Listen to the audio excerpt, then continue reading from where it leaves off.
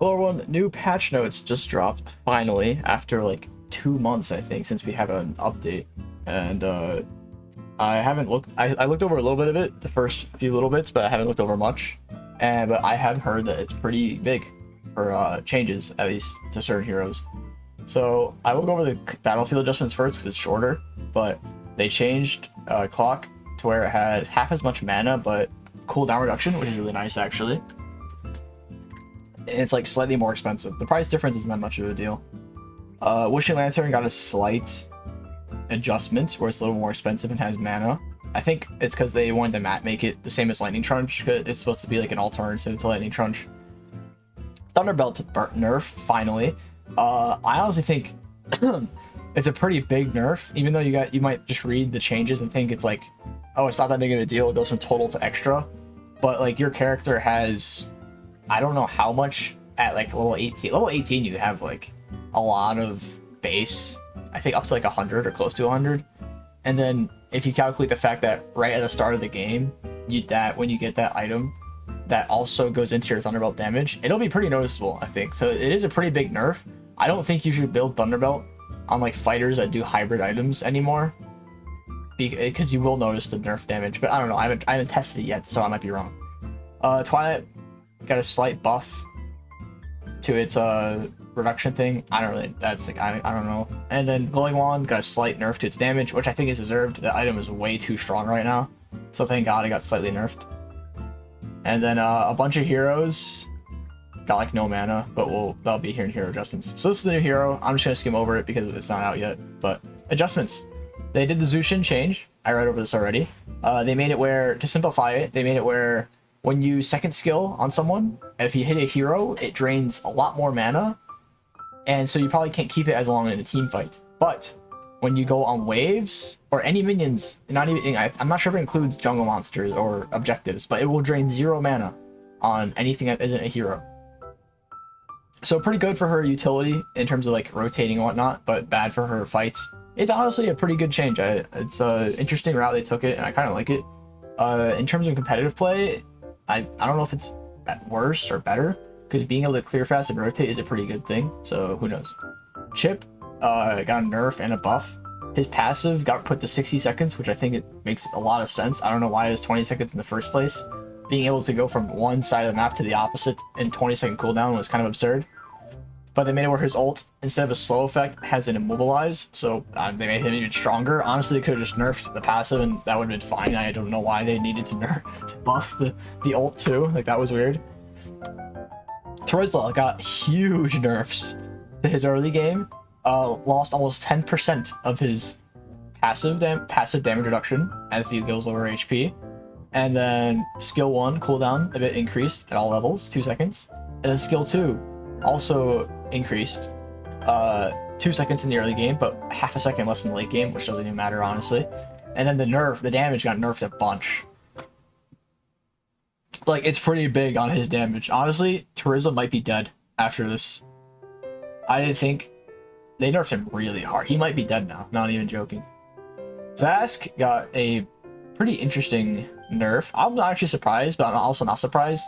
In ranked, he's very oppressive, so nerf to his damage all around. Hylos, unfortunately, finally got a nerf. Flight Horse is a sad day. Hylos got a nerf to his HP and his defense growth, but he got a little bit of extra mana and mana regen, which isn't really much to compensate. But yeah, definitely a big nerf to Horse if you include the Thunderbelt nerfs. Big nerf to Horse, unfortunately. I don't know if he's viable still. We'll see. Roger also got a deserved nerf. He had way too much defense in the wolf form. I'm glad that got reduced. And his ultimate cooldown also increased, which I'm also very glad about, because it's very annoying when he gets away from you so easily. Julian, slight nerf. Barely anything. Like 10 base damage early game, 30 late game. Hayabusa, I don't actually understand what they did. If I reread it slowly, maybe I will. I think it just... So the ultimates in later in the game has like extra hits, right? So it lasts longer. So if you were to like second skill ult and then it runs out, or you wait a bit, you would have your second skill back. So I think what they did here is they made that time frame of the ult strikes the same amount of time as it is level 1, even though it has more strikes. That way he can't like prolong how long he is invincible, and he can't like have his dash back if he waits a bit. I think that was their intention. I think that's what this is. Don't quote me on it, you know. But Popo, finally this hero gets a nerf. His jungle Popo has been so oppressive for just snowballing in ranked. Like, not much in pro, but it's been so annoying to go versus in ranked. And just nerfed its clear and his bite damage. Deserved, 100%. All Popo mains are just filth. Matilda. A buff, actually, to her first skill for the range and mana cost, but the second skill range got nerfed. Okay, interesting changes. Edith. So I saw people tell me about Edith getting nerfed and that she's gonna be bad, but apparently it was actually a bug on Edith where she wasn't getting damage from her passive and her ult. She wasn't getting the magic power. She was just getting the attack speed. So now that they did this adjustment, it looks like a nerf, but it's because they fixed the bug. Apparently it's supposed to be the same, but we'll see what it is like in game. But they said here the damage should be the same. Lolita got a nerf. She's one of the highest win rate heroes last year in ranked. It's probably because of her notable flask combo. So they nerfed that finally. I mean, not finally, but Lolita's always very annoying for like a gold main to play and mage. BALMAN got a buff, interesting. A little bit scaling better on his max damage increase for the spin. And it's not a big buff, but it's a buff. Arlott no longer needs mana, which is a big change, I'm not gonna lie, because now you can run fighter or tank emblem Arlott and not worry about your mana. So there's no reason to run common emblem anymore on Arlott. You just run fighter or tank, which is like that's a buff. That's a buff. That's a big buff. Not even gonna lie. Natalia no longer mana. Who cares? Grok has no mana. I like Grok not having mana. It was annoying playing XP Grok and having to recall because of your mana. I mean, I guess Roam Grok is happy now too. Claude not having mana. I don't know. It sounds like a big buff because the entire reason you go common emblem on Claude is because you need the mana regen. So now that you don't and you can go assassin and marksman emblem or whichever one's better, that might be pretty big. Now on the contrary, common emblem gives like health.